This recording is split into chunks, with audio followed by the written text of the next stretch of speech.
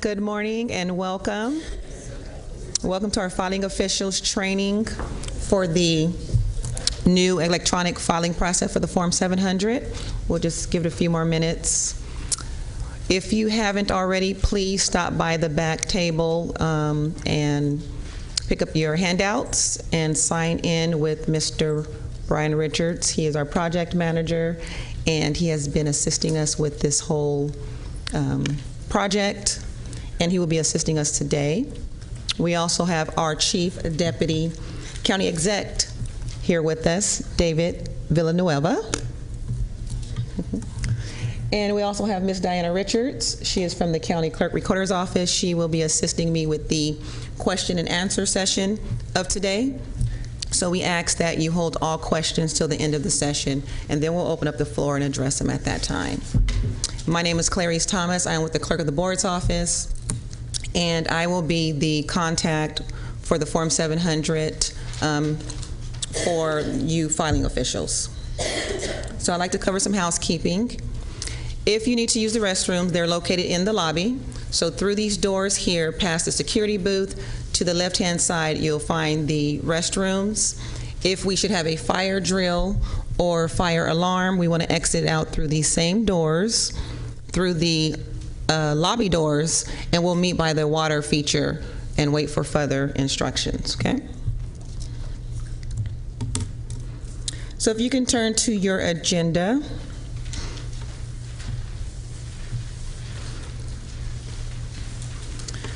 Now, the whole purpose of this training today is to give you all an exposure to the new system that your filers, and some of you may be filers as well, will be using to submit their Form 700s. It's not new to the system. Some designated county employees began using it last year, and we've had good feedback. The only difficult thing they seem to cross is the password. And that's because FPPC wanted to make sure that this system was secure, and so the password could be a little tricky. We'll cover that in a few minutes too. Also, we understand that you will not be accessing this system for another 4 weeks or so, but we want to reassure you that you'll have multiple resources to refer to when using the system. This session is being recorded, so you'll have this recording to refer to. You'll also have the handouts that you received from Brian. And once you receive your username and password to log into the system, there are 2 videos that you'll be able to watch, and they're very helpful, and they'll help you manage the system as well. Now, what is the Form 700? The FPPC Form 700, we'll discuss that. FPPC is the Fair Political Practice Commission. A disclosure, we'll discuss the system. We'll go in depth about what the system is and what it does. We will walk you through some steps of managing for your filers. We'll talk about the resources again at the end of the session, and then we'll open up the floor for questions and answers.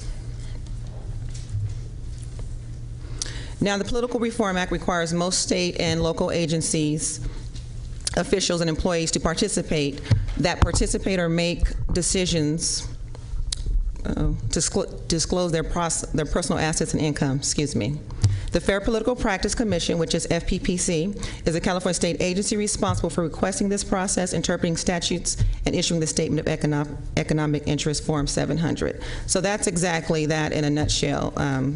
So we have that printed out for you here. Now, the new system, e-disclosure, which, like I said, may be new to some of you, but some designated county employees began using it last year, and it's a wonderful system. We're just happy to be able to introduce it to you all, the special districts and boards and commissions. So we hope you're as excited as we are. It helps us stay in compliance with the FPPC regulations.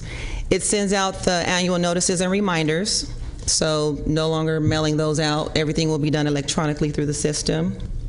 It runs reports and tracks in the system, so you can run a report and it'll tell you who's filed, who have not filed, and how many filers you have who should have filed but not filed, and so forth. And it saves time and money. So again, no more paper, no more stamps, no more running down their forms, worry about a wet signature. Everything is done electronically, and you'll be able to manage all of that in this new system. Now, these are the 15 steps that we will walk through. If you look at the handout that you have, it should be the reference card. These steps actually mirror the reference card. And these are the steps that we'll go through. So I'll leave the PowerPoint. I'm actually going to go into our test site, and we'll begin the process here.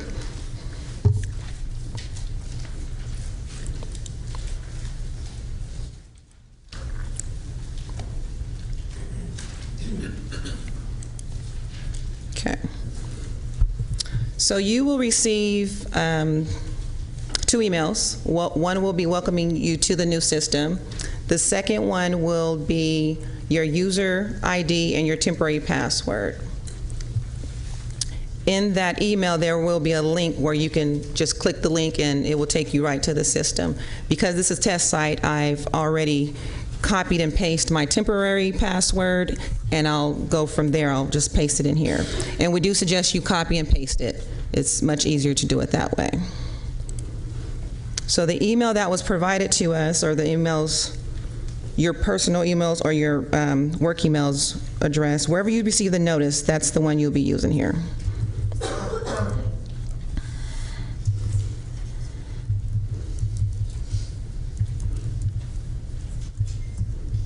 Okay.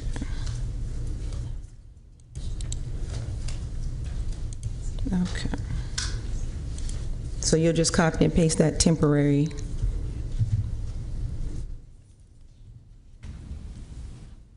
And hopefully, oh, there we go. Okay, so again, I will paste my temporary password in there.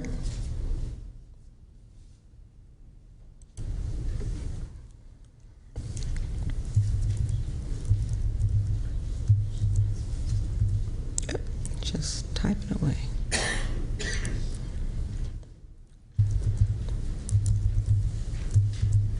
Bear with me, I'm not used to this laptop.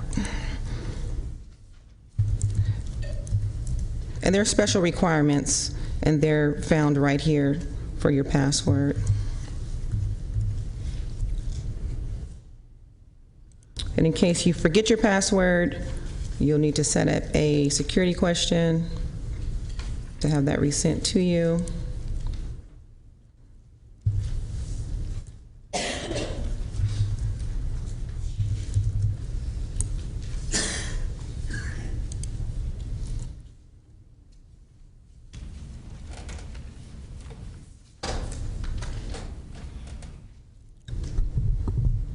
Hopefully it accepts my new password. All right, so we're in.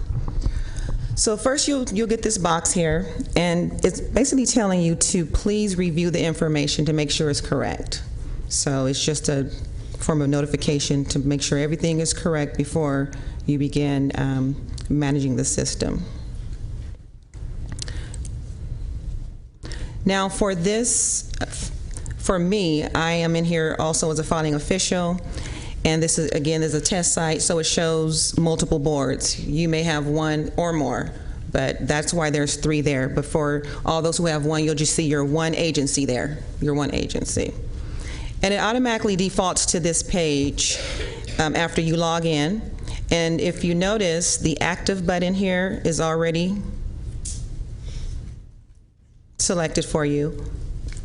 And that, when you're viewing your agency, you'll see all the active members on your board or your committee, commission, special districts.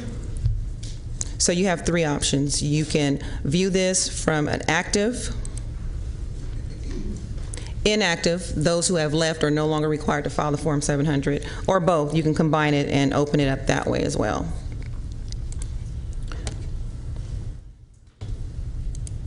You can also use expand all. So when you go in there, everything is collapsed. Oops.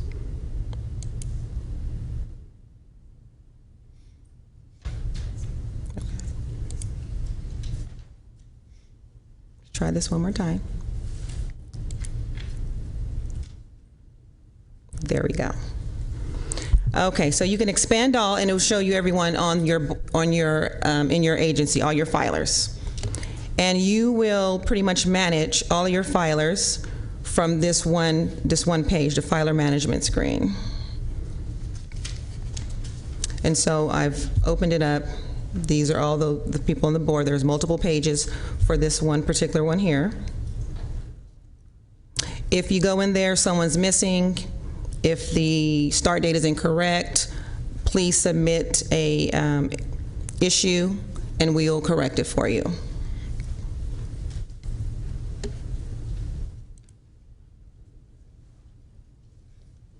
So from the screen, you can view pending transfers. So if someone from another agency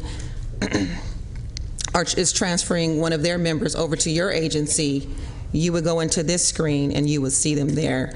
Unfortunately, I don't have anyone sitting in my pending, but you will see your incoming and your outgoing transfers. Again, if you have any issues, you would submit it here at the filer. If you have any issues from your filers, this is where you would see those, and then you can resolve it, view the details of the message they're sending you.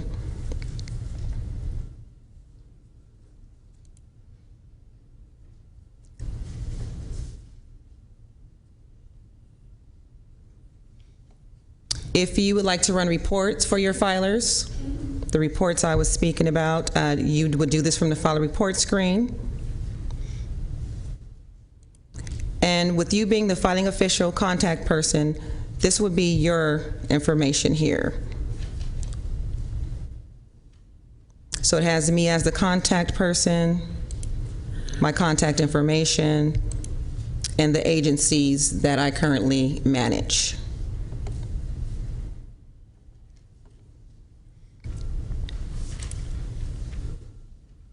Okay, so I'm going back to the filer management, and what I'm going to do here is add a filer. So if you have a new member coming onto your agency, this is where you would go to add them.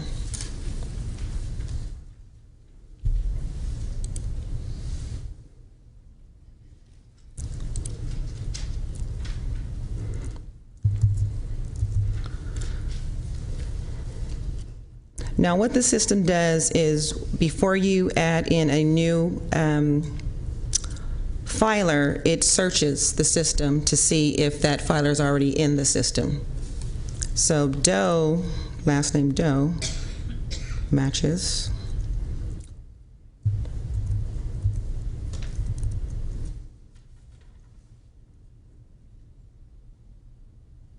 Actually, I want to show you something else here. So if I wanted to add Jane Doe, it's saying that there's one Jane Doe in the system already. I'll ask it to show me the results.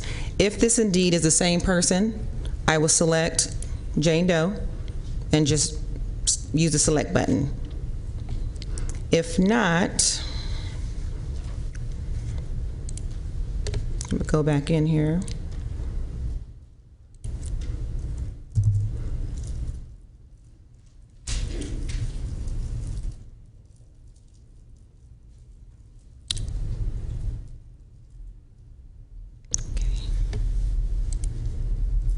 Okay.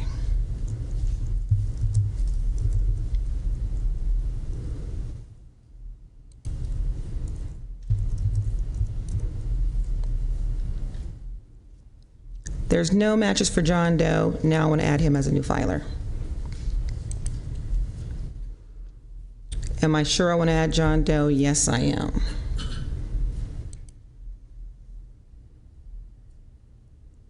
Okay. So it's asking for the filer's information. If they have a middle name, you can add that. If they have a nickname they would like to go by, you can add that as well.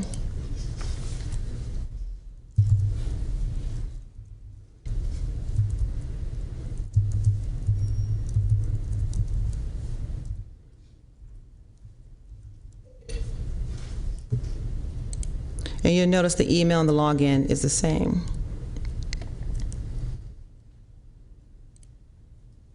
You'll want to fill in the home address. And information is confidential, the home address.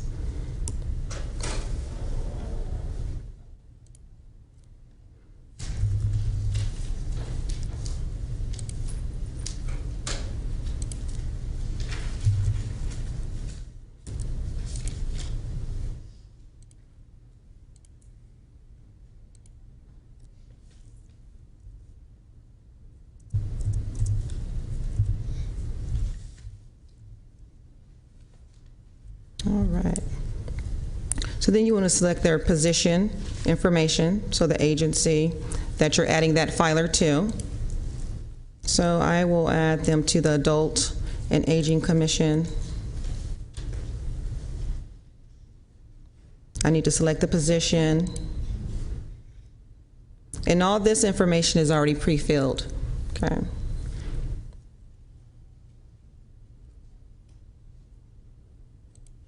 So we'll go with seat 1. We want to make sure that the position start date is correct, because that will determine when they're assuming is due. And I just want to save this information.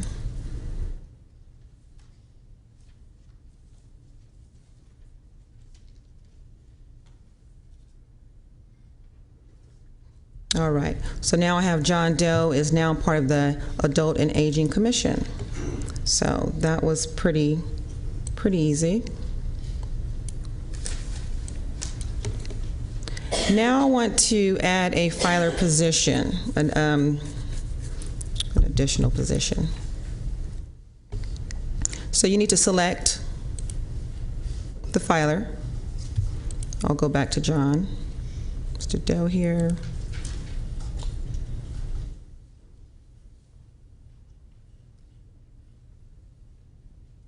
Excuse me, this is where you'll actually go to view the position, the current position, which would here would be the public seat 1. It shows the agency, the disclosure category, and if you notice, you can put your mouse there, and it gives you the description of the disclosure category for that agency as well. Now, if I did want to add another position, say they hold multiple positions,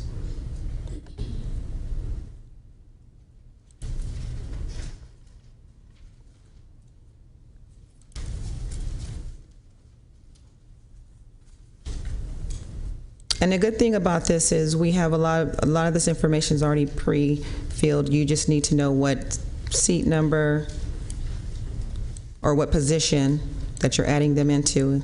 Select that. And again, that position date is very important because that determines the assuming statement. Okay. So now this particular filer is a consultant for the Child Care and Development Planning Council, and also hold a general public seat 1 for Adult and Aging Commission. Once you're done, just exit.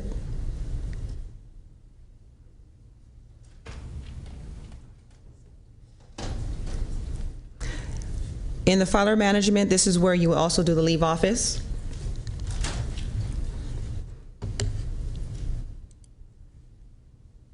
Again, you would select your filer. I'm still on John Doe.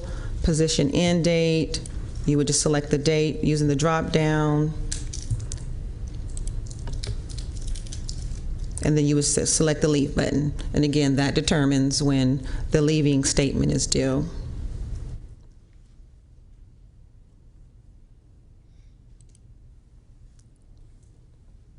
Here you can transfer a filer to another agency. So they're leaving your agency and going over to another one. Now, this one will show all the agencies available to transfer that individual into. So I'll transfer John to airports.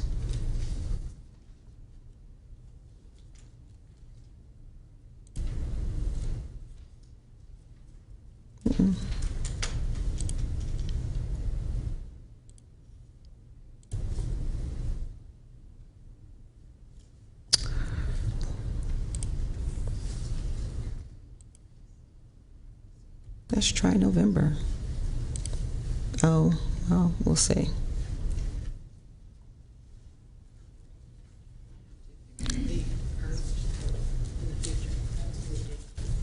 Oh, let's try that.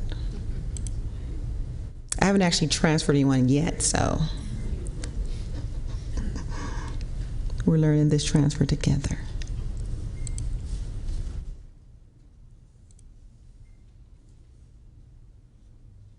And there we go. Okay. So I transferred John over to airports. And then, so I can go into my pending transfers and I will be able to see John sitting there. Now what happens is I don't have access to airports. They are not one of my agencies that I am over, that I manage. So it sits here until someone in airports go into their pending transfer, open it up, and then they can accept it. If they do not accept the transfer, they will select reject, a brief description, and then John will go back to where he started. He'll still be active in a Child Care and Development Planning Council. So in this case, I'm just going to cancel that. Okay.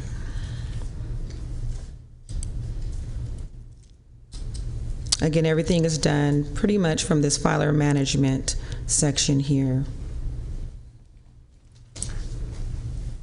So I'm going to go into, and there's John Doe. He's still there.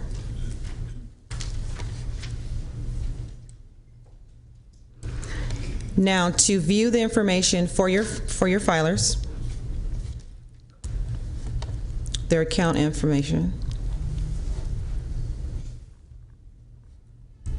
you just select account information, gives his name, his email, and as you know, those are shaded, but you do have an option to change the email. We'll just leave it the same. Now, the only time you really want to change the email is if they are, if their email changed, because all the correspondences are sent through the email, or if they're leaving. We want to be sure they receive that they're leaving statement notice. So we will only want to go in there and change it at that time. And again, if they have a nickname, you can add it right there as well.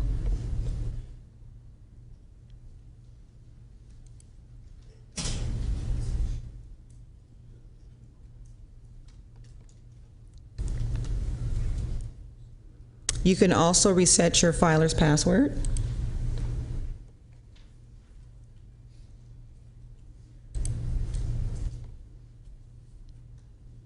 Now what they can do is before logging in, if they forget their password, there's an option, forgot password. You'll receive the email saying they forgot their password and you can just reset them. Here you would view forms already submitted.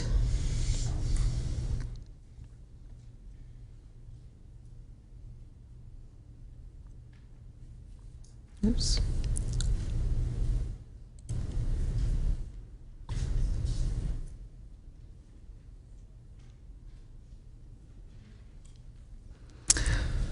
Let me backtrack. So once you add John or your filer into the system, they'll receive an email notification letting them know welcome. And it will also tell them that, congratulating them on their new position, tell them the assumed date, which is here, December 2nd, and then it speaks a little bit about the Form 700. It gives them the link, so a lot of references for your filer as well. And you'll be able to see the letter that was sent out to them here. So this is telling John that I added him and my information here is at the bottom of the letter or the email.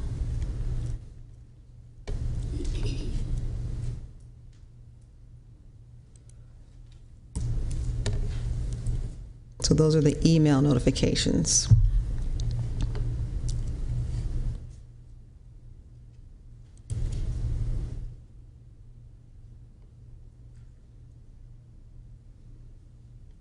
Now, FPPC, it is a requirement through FPPC that we keep all correspondences with the filers. So you spoke to John Doe, and for whatever reason, he's unable to file. This is where you would put this information. You can go back at any time to view it, but you want to keep a log of all your conversations, your emails. If you want to log a note, you can do that as well. You would just, John is out of town, unable.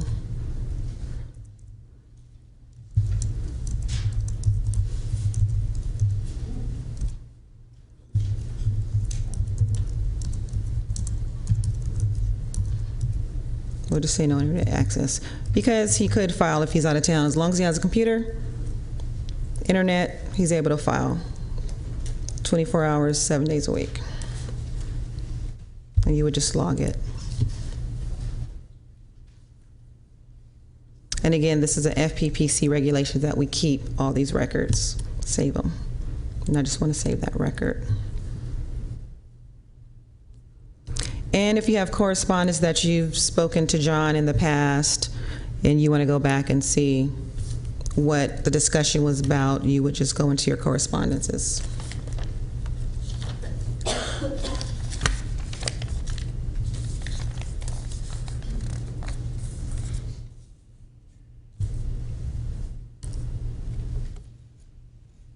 And then this is what it would look like.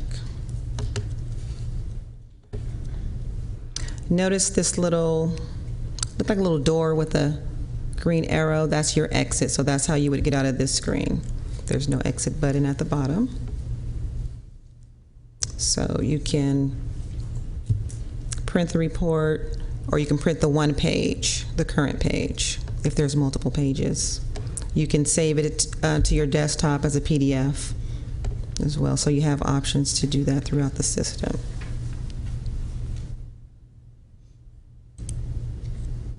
And then that's how you would exit there.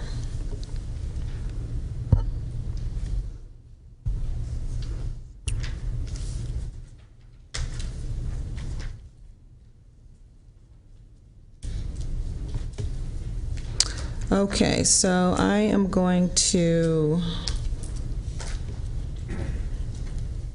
go over here. So your filer goes into the system and they realize their start date is incorrect. They have issues with their seat is wrong, their position is incorrect. This is where you would see it. Again, you'll have the option to just view the details, or you can select resolve and email them or make the correction, let them know it's been resolved, all from this screen right here.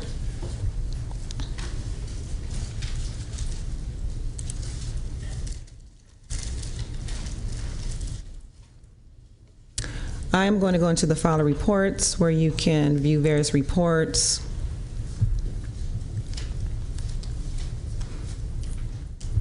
So you want to see who's filed. You select that. And because this is a test site, let's see if it'll let me view some information here.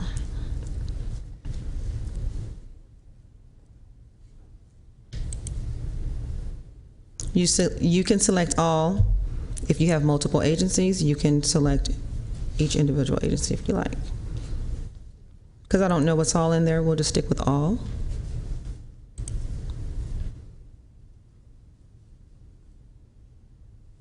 What you do, assuming.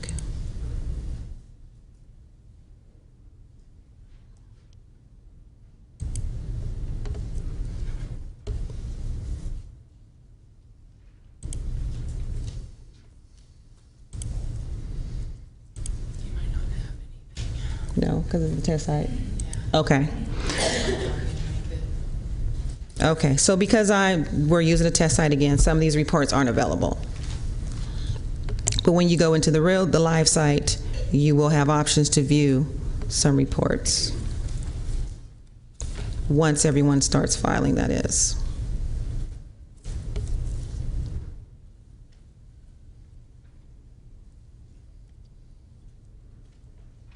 Again, contact us. We have the report and issue button over here.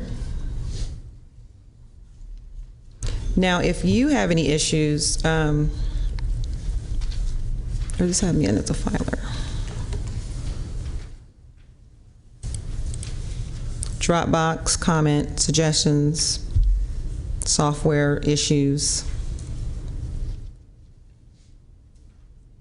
You just select whatever one it is.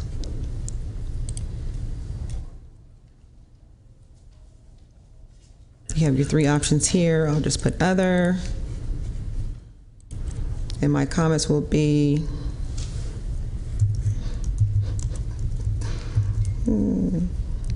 this training is awesome.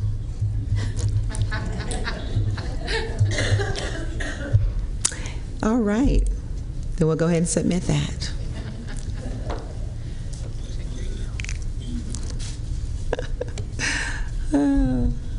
Okay. So then you also have in your help menu to the side here some options. You can view the filing officials user guide. This is part of the system's actual user guide. So it's a kind of thick one. You can print that one out, save it, and it can help you walk you through managing your filers as well. Then we have the quick reference guide. It's a copy of what we gave you at the beginning.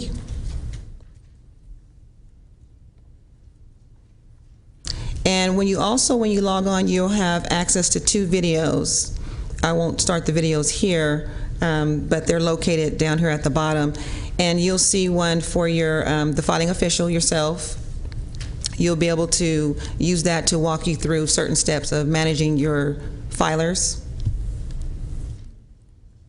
And then also the filer reports video tutorial. So we have a lot of resources here.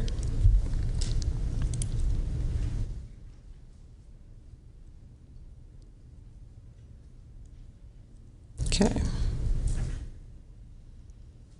Now, if you have any amendments to your conflict of interest code, let me go in here and see what we have in here, see if we have anything. Minor amendments, you can go into here and make the amendments. You would submit it and we'll go to the filing officer. We will review it. If it's okay, nothing needs to be changed, it's acceptable, we'll accept it right here.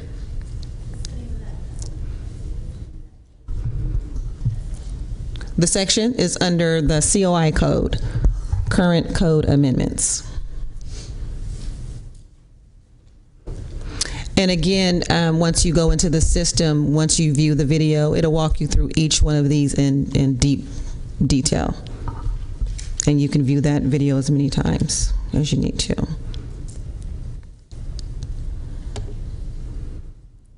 We won't really go into the biennial part of this because we will have another course, another training for the actual biennial process.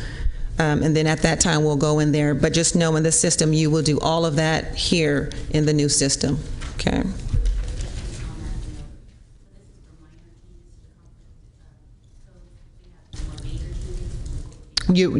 Right, because every 2 years, correct, you'll have to you'll need to submit your conflict of interest code for review, whether you have changes or not.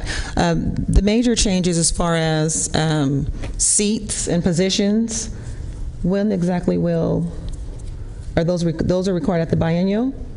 Okay, okay. So, and then the minor changes will be considered.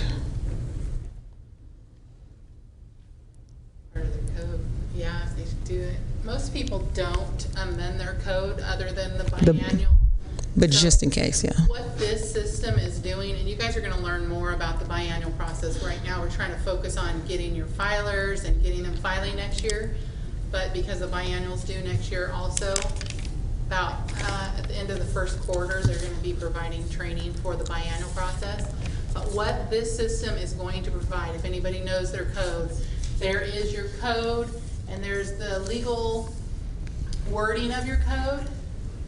Some of that stuff is contained in here, but basically what is contained in the system is your attachments. So your disclosure categories are maintained in the system, so updating them in there.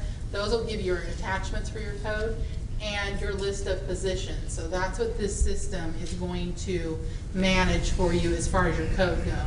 Now the meat and the legal language in your meat of your code, that will be handled outside of the system, and this, then you'll attach the two attachments, which will go forward. But we will get into that more next year. Yeah. Thank you, Diana. You're welcome. Okay, so also in your menu, of course, you have your home, where it'll take you back to your home. Change password if need be. Change the login and change email. Only time you really want to change the email again is only if someone is leaving the agency. And of course, there's your sign out. That is pretty much it for the system. Again, everything is done under the filer management. That is where you will add your filer, add filer positions, edit the positions, do your leave of office. You receive a leave of office notice. You just go right in there and put the date in, or you have someone notify you that they're leaving. You just go in, select the position, put the date in, and then that will send out the notification that, hey, you have a leaving statement due, and it gives them the due date. Again, the transfer, you can transfer someone to another agency. Again, that agency will have to either accept them or reject them. If they reject, they'll put the reasons in, send it back, and that person is back into your agency. If you have more than, or if you have two agencies and you're transferring your member to, or your filer to that other agency that you have control over, then you will see them both and you manage them both. Otherwise, you would have to wait for the other side to do their part. The account info, it just shows the account information for each filer. Again, you can reset the password, you can view all the forms, you want to keep the logs, log a note, keep correspondences between you and the filers because it is a FPPC regulation, and then also you can pull up the reports for the correspondence. And that's pretty much the system in a nutshell there. So I'm going to go back to the PowerPoint where we will kind of glance over that.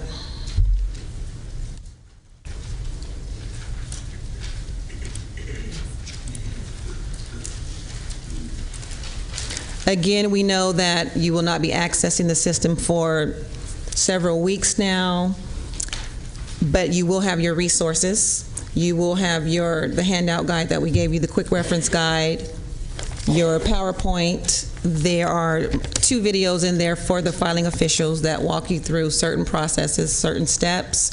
You will have this video to refer to because there's probably going to be questions at the end. We'll address those questions. You'll have the video to refer back to as well. And all this will be uploaded too on our Form 700 website. Now I just want to put it on your radar that for the ethics training, AB 1234, this applies to county employees that file a Form 700 and to the boards and commissions that file a Form 700. This does not apply to special districts, only the BCCs and employees. You're required to take the ethics training, and it's every 2 years, and it's 2 hours. The training is a no-cost training. You can do it online through the Fair Political Practice Commission website, FPPC, and we also offer the training here. From my understanding, it was about once a year. We will try to make it every quarter, but we'll address that in depth in the beginning of January 2016. This is just to put it out there, letting the filing officials know, because you will be responsible for gathering your filers' ethics training certificates. Okay, so we'll put that would be one of your responsibilities to make sure that they are completing that training. So again, the website I spoke about, our Form 700 website, it will have this video of the training session. It would have all the handouts and your reference card, your PowerPoint, and then this video as well. So again, you'll receive 2 notices. You'll get an email saying, welcome to the system, let you know that you are part of our system now. And then the second one will be your user ID and temporary password. Then you can log in, go to that filer management screen, open up, expand your agency, and make sure all of your filers are there, their seats are correct, their starting dates, and so forth. You want to make sure all that information is correct before they get to filing. And if there is an issue, you can send it through the report an issue screen, and then we will fix that for you. Okay.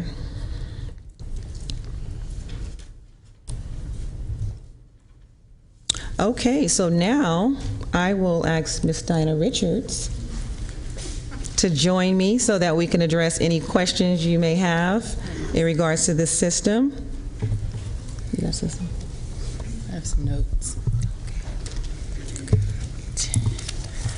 So as you know, Clarice is new to the system. She's getting it down really well. I have a year under my belt with you guys, filing paper for you guys, but I've had the County of Sacramento employees who've actually used this online system. It's working really well. We really love the system. Like Clarice said, the main issue is that password. That first password's the hardest part of this whole system. So, but we're here for your support team to get you through this process. It can be a little intimidating at first. The video and the tools that are provided in the website itself, or in the application itself actually, are very good, very in-depth. I highly recommend you guys watch those. At times you don't even know what a filer is seeing because you're just a filing official, and you can look at the filer video and kind of figure out where they're at and where they're stumbling. So that's another good resource for you guys as filing officials as well. And that's something that we've used and had to use because I'm not a filer personally myself. So it's very valuable information in this system. So that's what we have. So we're going to do this. Yes, we are. I had made a few notes that I thought I would address a few things just to make sure we get off on the right foot. One of the things that's really critical when you're doing a leaving office for a filer is to update the email first. Where are they going to be when that notice goes out? Because if they've already left your district or your agency, they're not going to get that email that's going to the agency necessarily. So you want to update that email first so that that notice goes out. Otherwise, you're following up and doing work on top. And if you do it first, the system will do all that for you. Yes? What if they don't have an email?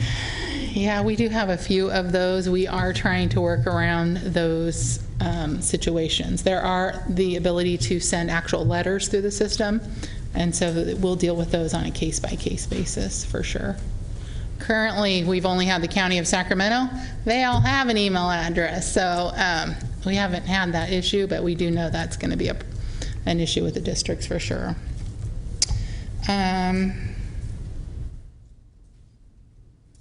The other thing, when Clarice was talking about putting in an assuming office for a filer, you can only add a filer if the position is already in the system. So your conflict of interest code's already been uploaded to this system. It's all your list of positions. It's all of your disclosure categories. If for some reason one of those positions isn't there, you won't be able to add the filer in that position. So that's when you'd contact us and we need to work through that process. And then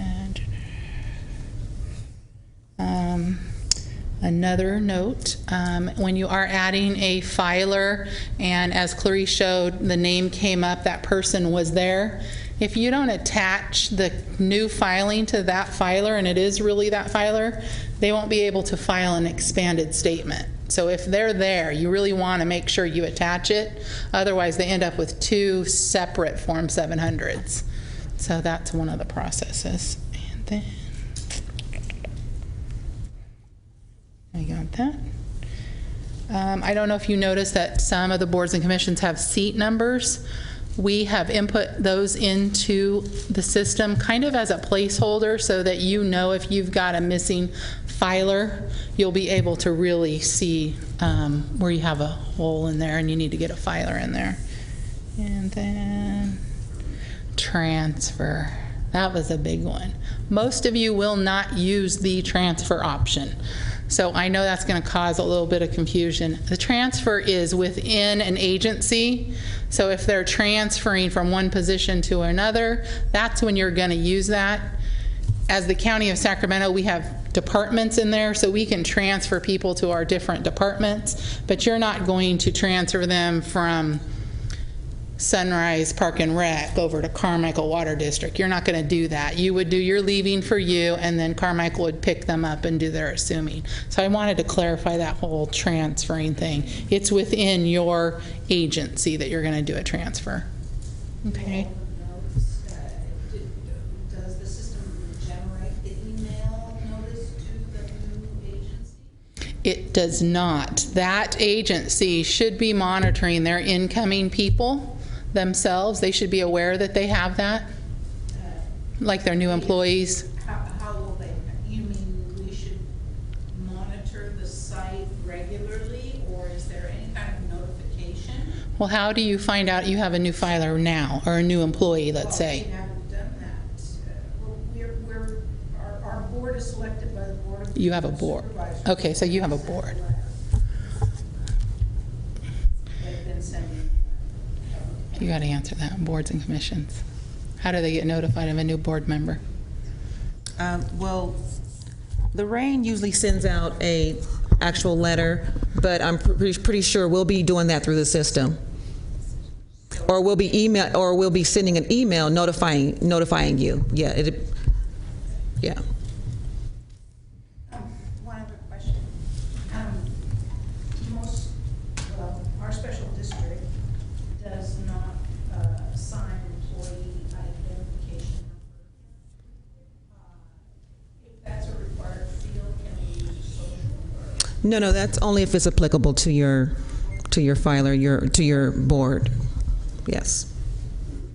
And go ahead. So once the pilot has initially set up your password and they're in the system and they need maybe help resetting the password, me as the official, do I have the ability to do that, or is that just on them to reset it? No, you do, as a filing official, you do have access to reset their password. Yes. The question was, if her filer got locked out of the system, does she have the capability to reset their password? And she has access to do that for her filer. I come from a very special district. I think all special districts think that. And so, just getting back to the real basics about getting into your system, does it matter if you use Explorer or if you use Mozilla? Because we use Mozilla, which locks me out of a lot of things where the county is concerned. We had a question about that earlier. The only browser, is it a browser, that we know doesn't work is Edge at this point.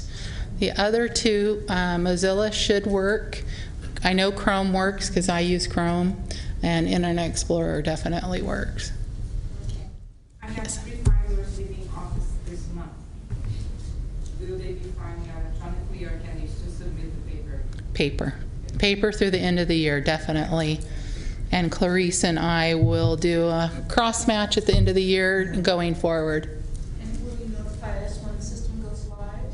Absolutely. You will know when it's live. You will get the notice. That'll be your first indicator that it is live at that point. Can we practice in the test system? Not at this time, no. We don't have the ability to set you up with the test environment. What if my directors don't want to use their home addresses? They want to use a district office? Okay, so the question is, they do not want to use their home email address. They want, Home, physical home address. they do not have to use their home address at all. The reason why we have the home addresses in this system is for The purpose of contacting a filer when they don't comply with filing, or maybe they left and they're missing notices because the email's going to the work address, we need another way that we can get a hold of that filer. It's strictly confidential. It is only used for that purpose, is to contact a non-filer that we're unable to contact through the system. So they do not have to put their home address whatsoever. We highly recommend that you don't. This is a public document. It is available by anybody to view it. So putting your personal email address on there, putting your personal home address, you're putting it out there if you do that. So we highly recommend you stick with your district address or your business address whenever possible. The system is currently defaulted to those settings, so we don't recommend that your filers mess with that, and that's what we trained them earlier today on. So you just said that the home address is confidential, but then just said that it's public, so which is it? The home address is confidential in the system, but if you choose to put it on your Form 700, it is public information. So you're choosing to make it public at that point. We are keeping it highly confidential until that point. Yes. So currently, I actually have quite a bit of Form 700s with staff, consultants, etc. But historically, or up until this point, I've only filed the board members and executive director with the county. So to confirm, with this new electronic, so it's everybody that files a Form 700 at that point. No? No. Or do I keep the paper copy of it? This is a great question that's been coming up quite a bit. So the question is this everybody in your district is going to file through the system? That's no. The only people in your district that are required to file with County of Sacramento are your board members and your department heads. On top of that, you have a conflict of interest code that may have designated other positions. Those are the positions that will be in this system as well. But your district employees that are not high level, those you'll still be doing paper filings within your district. Still paper filing for consultants as well. And Yes, if they're not in your conflict of interest, yes. And, Yes. sorry, I just have one quick question. Okay. How does this affect the records retention? Because this isn't on, clearly you can pull a report at any time. So, and typically, I guess it's 7 years when we did paper copy of the board members and the executive director. Is that different? Do I still, do I print something out and then keep it for 7 years, or because it's in the electronic system, it applies? So the question is file retention. So the rule is that 7 years for the original.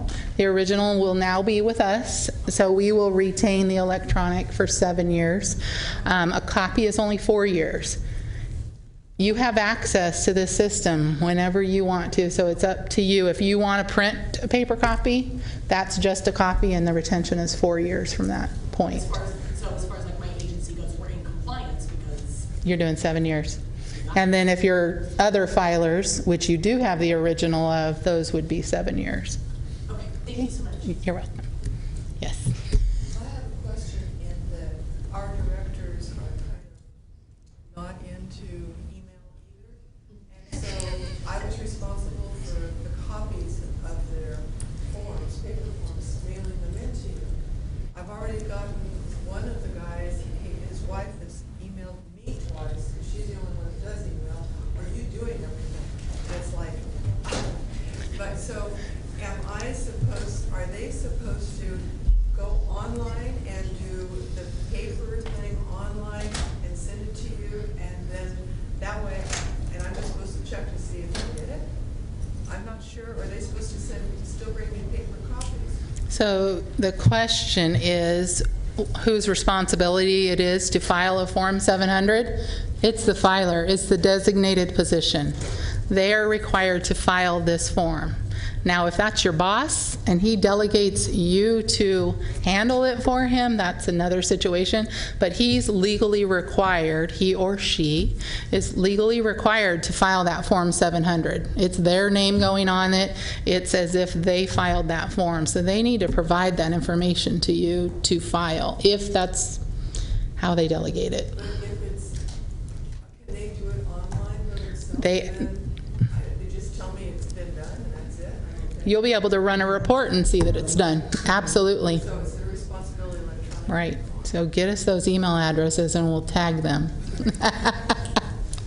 Yes. When you're doing a search, when you're adding a new filer, it automatically does a search when you do a new filer, and they're filing as James, but they're also Jim. Does it look for the nickname and the given name?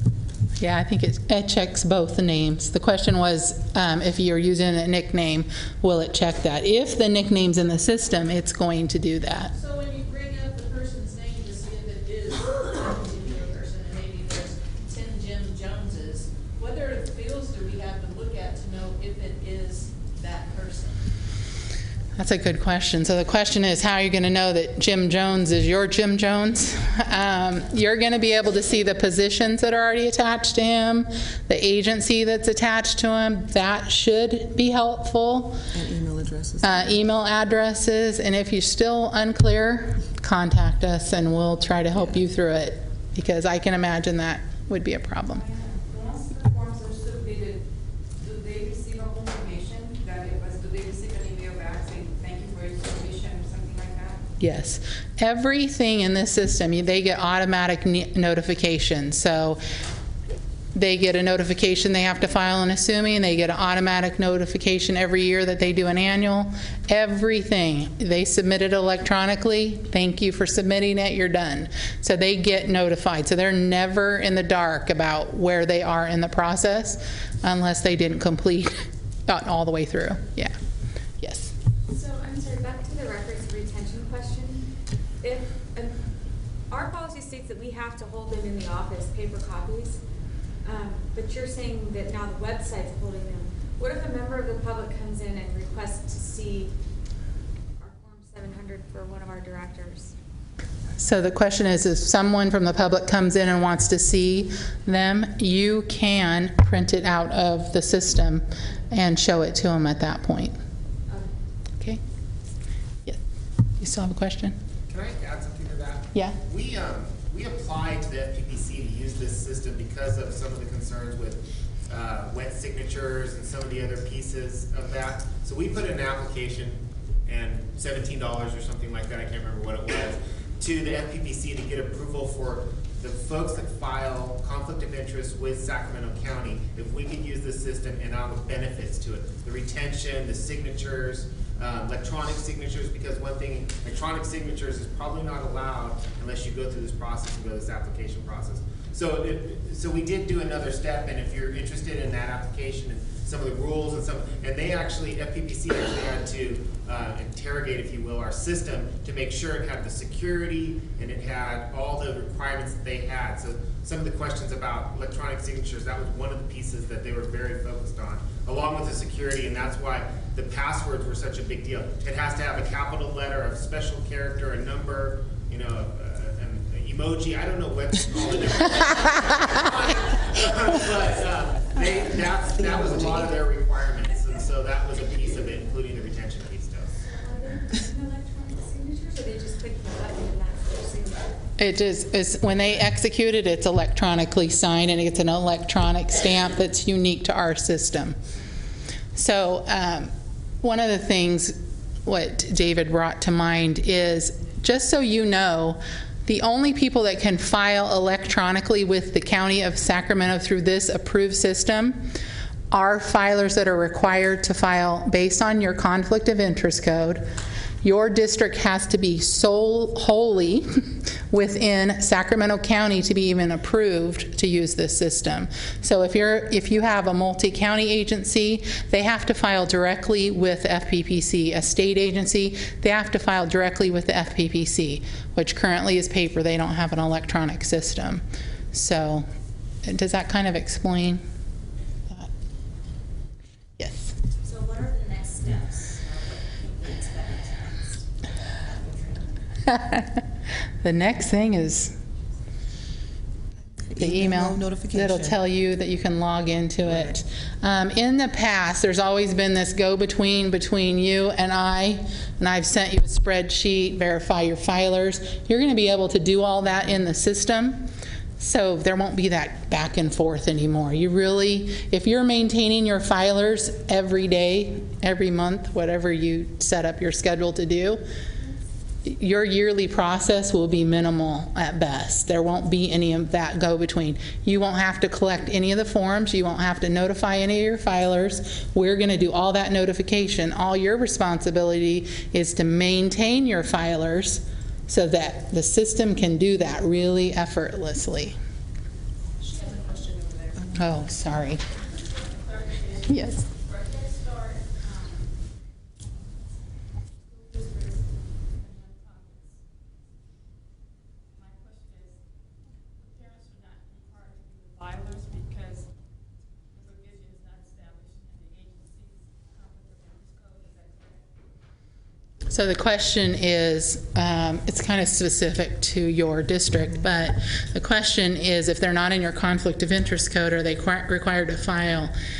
What you're referring to is the Head Start filers. They are not in SETA's conflict of interest code.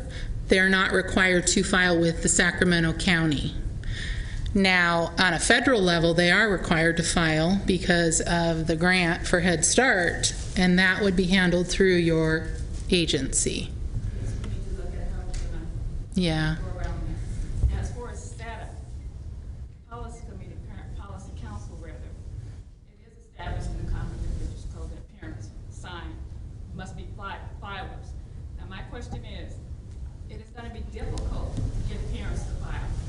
My question is, can the clerk of the board file the electronic form for the parents? That might be an issue. Okay, so the question is, can we file the form for the filer? Absolutely not. The one thing that is available in the system is there is a public kiosk, which we are looking into setting up here, that they could come in and log into it. They can go anywhere and log into the system. They can go to a library, they can come into your office and sit at one of your own PCs and log into the system. We do know that there are some districts, this is going to be difficult, especially with some of these parents trying to get them in. And we're going to have to work through those on a case by case. We can upload paper filings. We absolutely don't want paper filings. This system doesn't work very well if we continue to hold on to the paper. So we're discouraging that. We're making it mandatory for electronic. We have to be reasonable. There are some people that absolutely don't have access to computers, so we're gonna try to work through those things. Right. If the district has a ability to have like a login area, because it's all online. So if you just have internet access, they could basically log in from your district level if that's something they can do. And thank you, Nancy, for not asking any questions. I'll ask it for her. All right. I don't know how I got invited to this, but I'm here. Okay. I'm with SETA. You're with the SETA. IT department.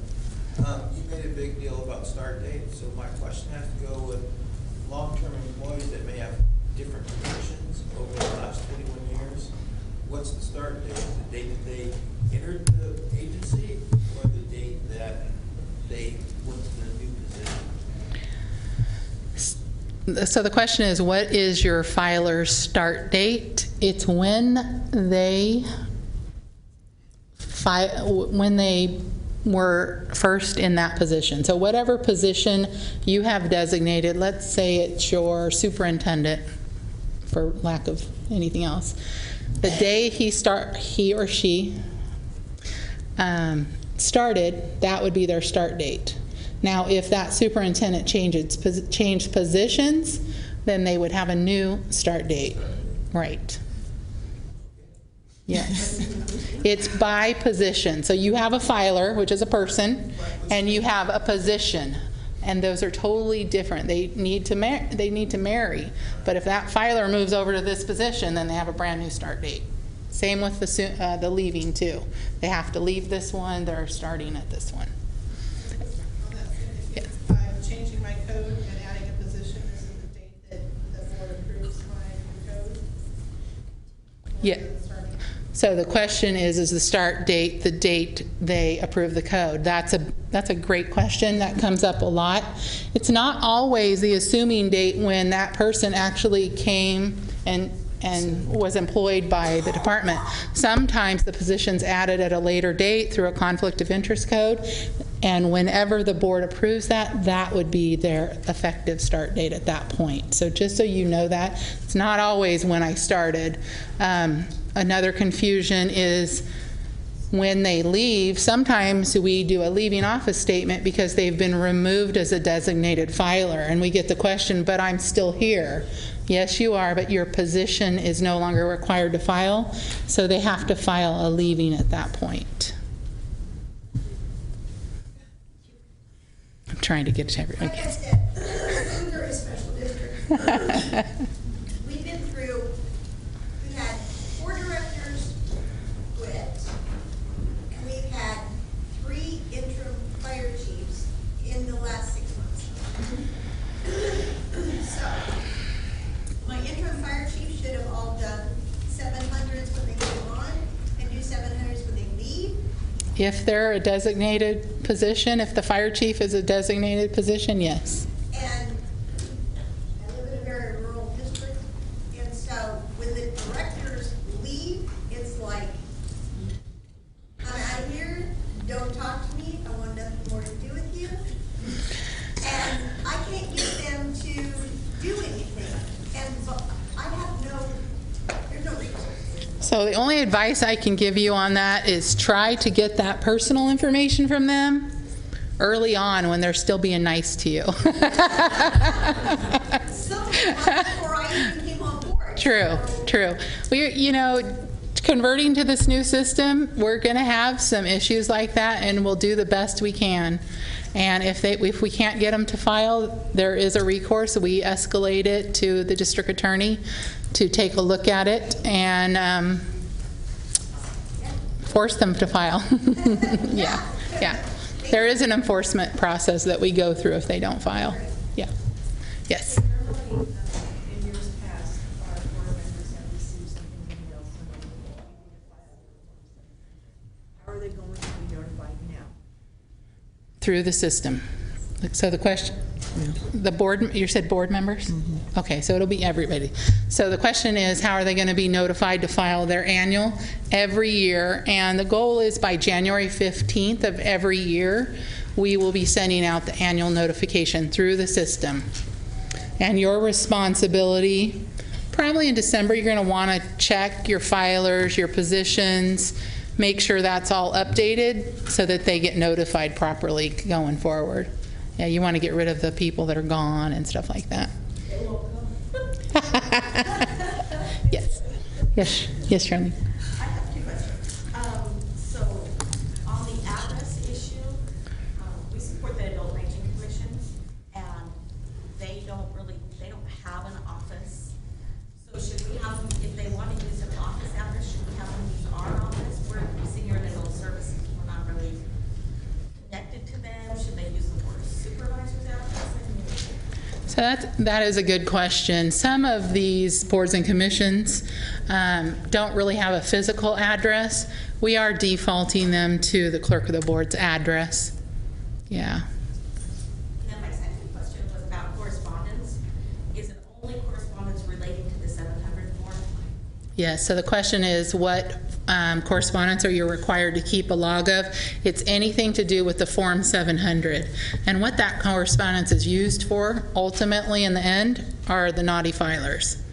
The system allows us to grab all that up, and it shows our due diligence in trying to contact these people and getting them to file, and it just wraps it up nice and tidy for us. One more question. Yes.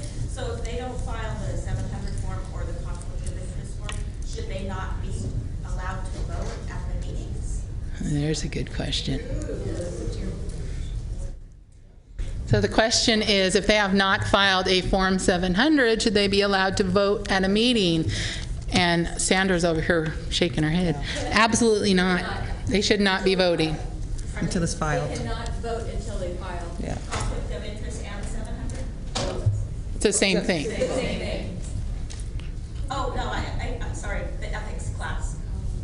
have to be in the ethics training. Well, now, they recently changed that, didn't they? Because before the ethics class was kind of Open up. discretionary, it was recommended. I believe now that it is now Mandatory. mandatory. So I haven't heard, I would assume that might be the same thing.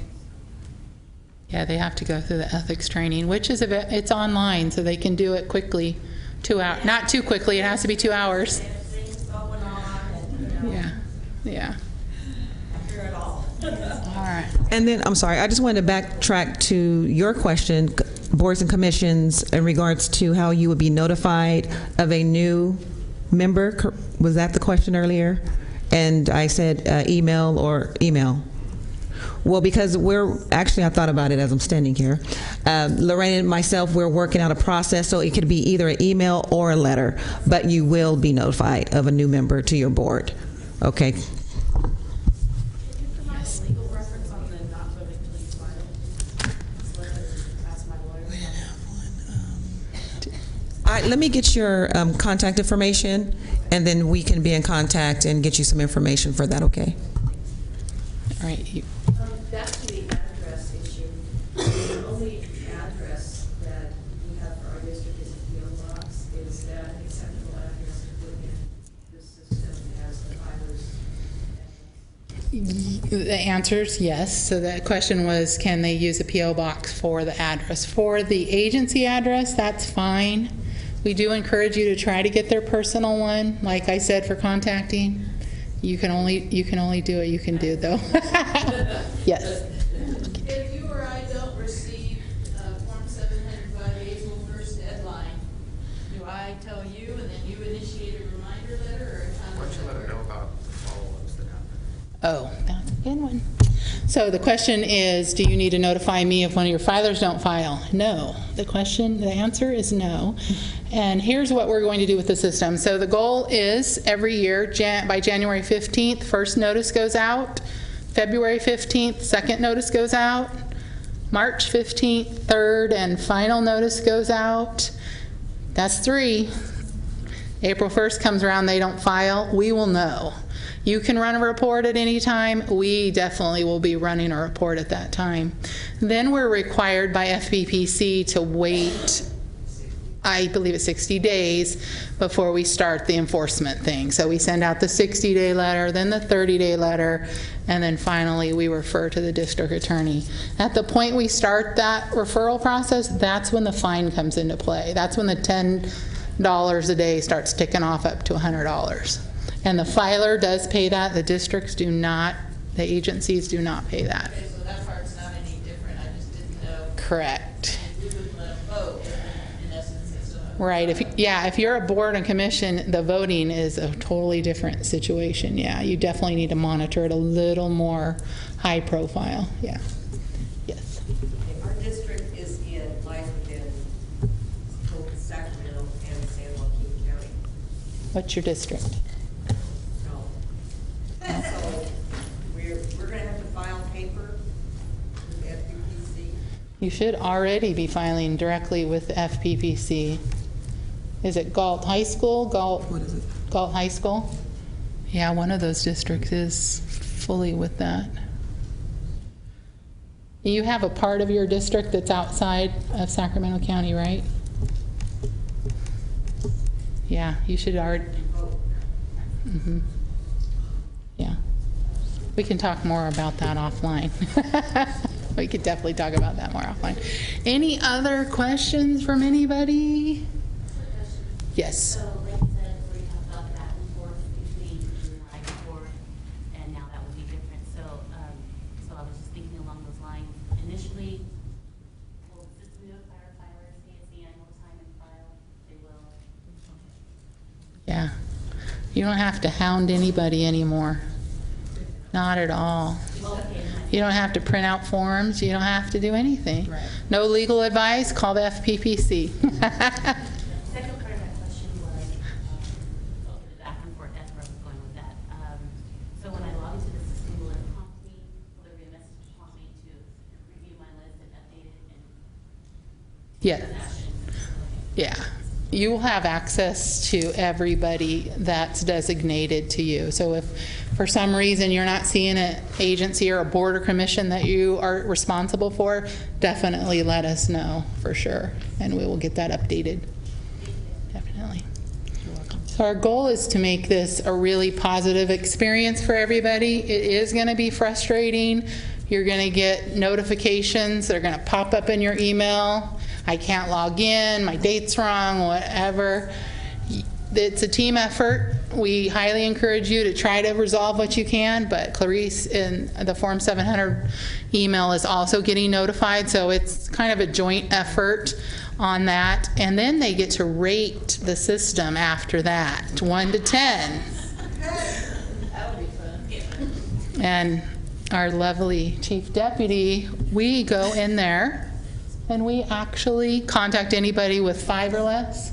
5 or less. So we really want to ensure that this is a positive experience, try to mitigate any issues that we have initially. So by targeting those 5 and less, those are usually the people that are either struggling, can't, the password, like I said, #1. But our overall ranking with the County of Sacramento was 82%.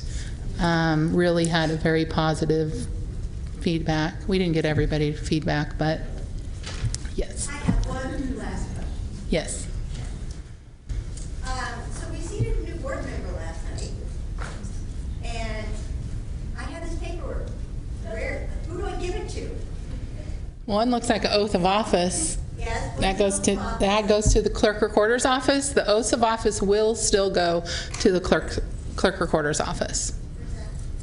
Right down the street, or you can hand it to me. And then this is our new listing of board of directors. Do you get that? Show us that offline and we'll take a look at it. Yeah, yeah. Yes. The emails, addresses and everything, the people from my social district that were turned in when we had the training and August, whatever it was. Mm-hmm. Are you sending them all the notices that I have received as the quote filer to them also? Because everything I've got from you guys, I have forwarded on to the directors and so that they knew about what was going on.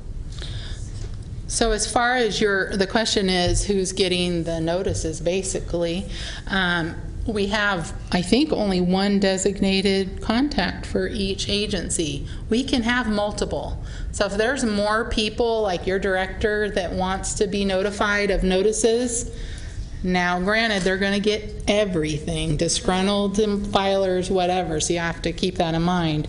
They'll get everything through the system if they're a designated contact. So I'm in contact, really, to still tell them. Yeah, escalate the important stuff to him, yeah, or he or she.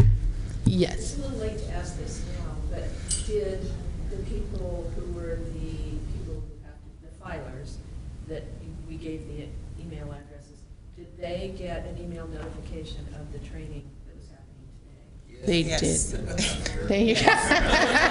Yes, they did. The filer training was at 9 this morning. Yeah, we did the filer training this morning. The filer video that's online, just so you know, is amazing. It does walk you through it. With Google, but when I went to IE, I was able to view it. Yeah. Google Chrome sometimes doesn't allow certain pop-ups and stuff like that. That's what I find, yeah, the pop-ups. Yes. One of my board members sits on the special district advisory committee for LAFCO, and every year they ask me for a copy of our Form 700. Is that going to go away? So he sits on your board and LAFCO? Their advisory committee. An advisory committee? But LAFCO is within ours. If they're both within the Sacramento County, he'll file them together from now on. LAFCO's not. Yeah, I don't. think so. I think LAFCO does all the way up to Yuba County. Oh, multi-county. That means FPPC. So you can Yeah. save a copy or email them a copy of the PDF version. Yeah. Right. This system allows them to print even after they've electronically filed, they can still go in and print one without a signature on it. It'll remove the stamp, it'll remove the electronic signature at the bottom, and they can print that out and submit it to the different agencies. The only problem with that is they would probably have to do a separate statement saying that they're submitting it for these extra agencies, because it's going to show the Sacramento County agency only on it. Yes? I was taking notes and I missed this. I know when somebody's taking office, director's taking office, they can't vote until they file their Form 700. Did I hear that they shouldn't be voting after April 1st if they haven't filed? If they're late, if they haven't filed, is that each year that I have to, they haven't filed for that previous year, or are they no longer allowed to vote? So the question is whether they're allowed to vote if they haven't filed their annual. They're assuming takes care of that. Their annual is just the annual they have to do. And just so you know, an assuming office, they're required to disclose everything that happened the 12 months prior to assuming office. So you're always doing it in arrears. So the annual this next year is for everything that happened in 2015 as well. So yeah, they can vote. It's just they have to have that assuming on file first. They have to have a current form on file. Any other questions?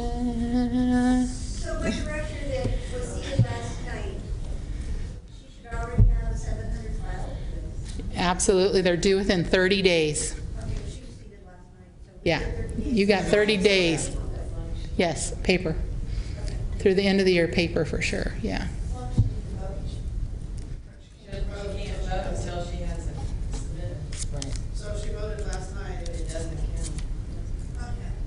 Check with your legal counsel on that. Yeah, you definitely, Never indicated anything about that, so.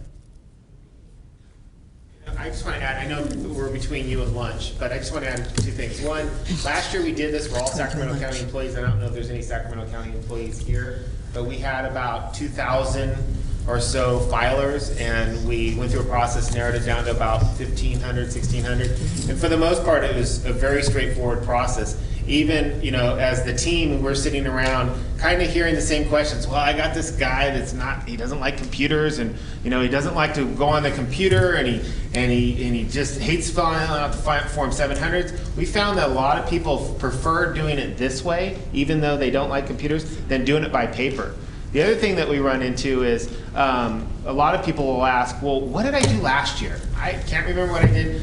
This system pulls all for your users. This system pulls all the data forward from the users from when they started using the system. So no 2000, the last time you did this, it's not in there. So, but from now on, it'll be in there as they pull forward. And from the administrative side of things, all the warnings and all the letters and all the things, no longer is it coming from an individual, it's coming from the system. That the system wants you to file, the system's going to send you to the district attorney, the system's going to do these things. So it puts the staff members out of the crosshairs and getting the hateful and mean calls from the folks.